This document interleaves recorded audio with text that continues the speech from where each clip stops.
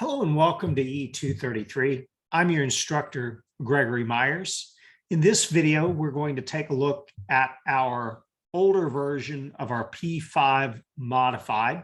This one is based off of the physics demo and also based off of the earlier videos for P5 and prior that focus on our functions associated with our physics demo.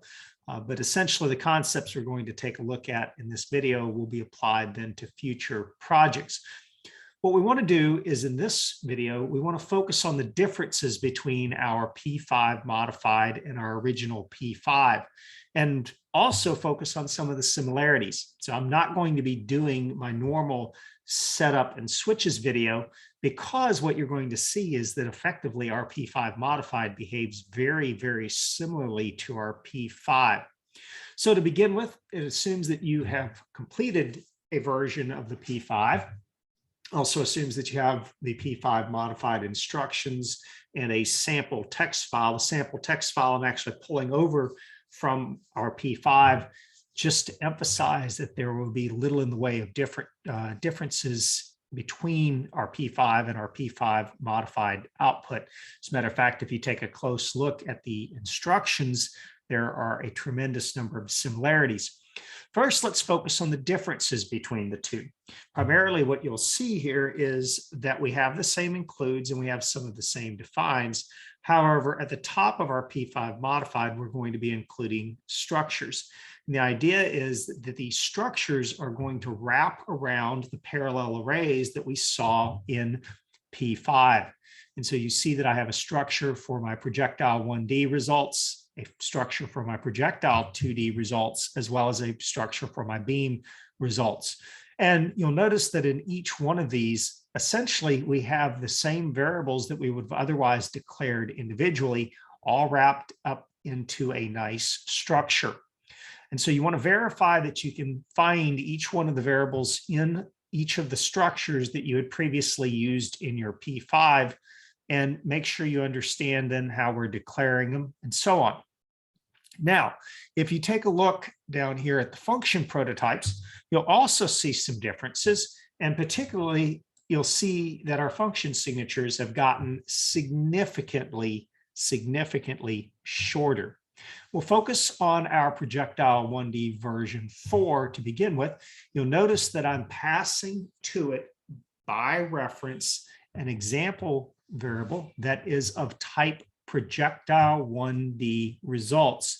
And so now keep in mind that my projectile 1D results essentially is a structure that wraps around all of the fields that would have otherwise been passed individually in our projectile 1D version 4. In other words, the original unmodified version. And so instead of having 1, 2, 3, 4, 5 arguments to our function, we simply pass a single argument. And then inside the function, then we'll sort of be able to reach in and we'll be able to do all of the same operations that we did in our original unmodified project.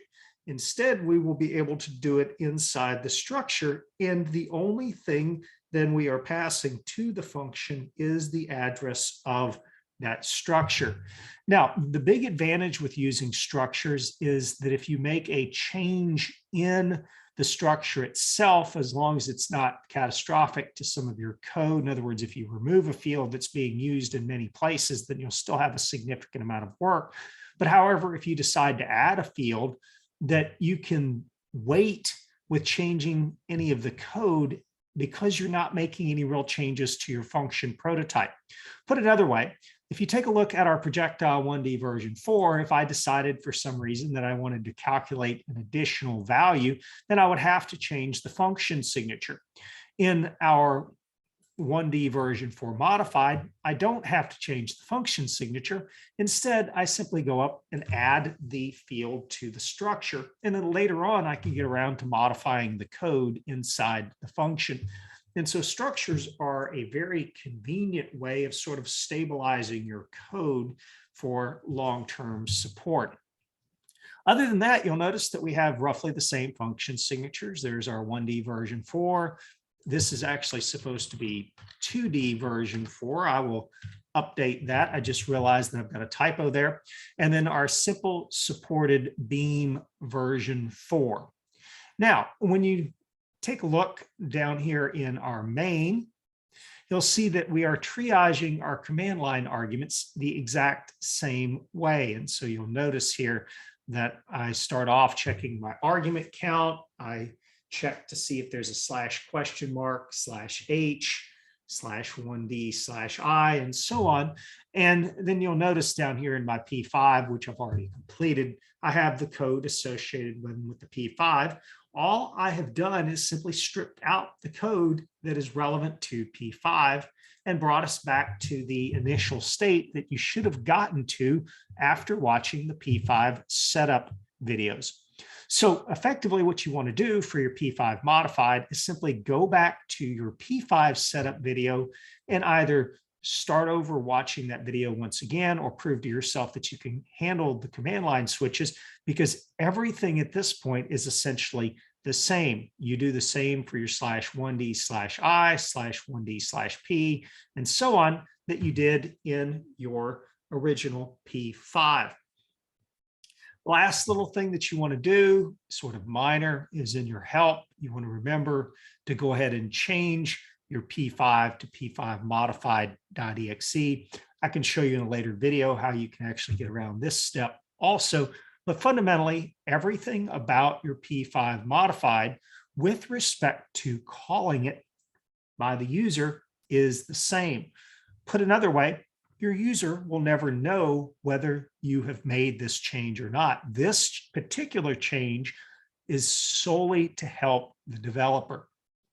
And so before we test this to make sure that it works, I'm going to go ahead and make the other change that I made earlier.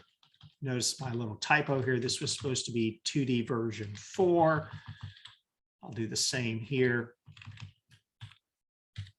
And at this point, we can go ahead and build it. Let's make sure that we've got working code. Good. And the only other thing that I want to point out, and we'll cover in a later video, is that I still went ahead and included some of the same variables to capture then the results or capture the input arguments from the user, whether they were captured using scanf or whether they were captured from the arguments. So once again, fundamentally, the P5 and P5 modified essentially behave the same up to this point.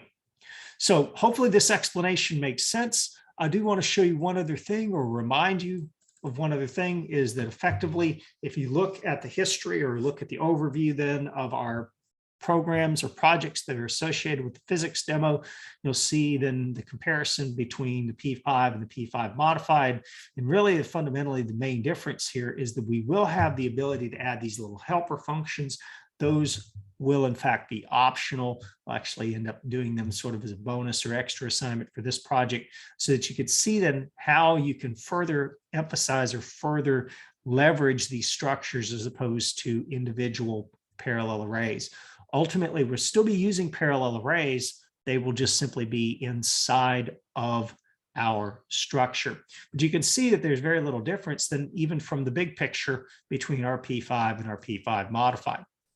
So once again, hopefully this explanation was useful. I encourage you, before you go back and watch your P5 setup video again, that you simply give it a shot, see if you can handle the switches. And as always, if you have any questions, comments, or concerns, don't hesitate to reach out to me. And thank you for watching.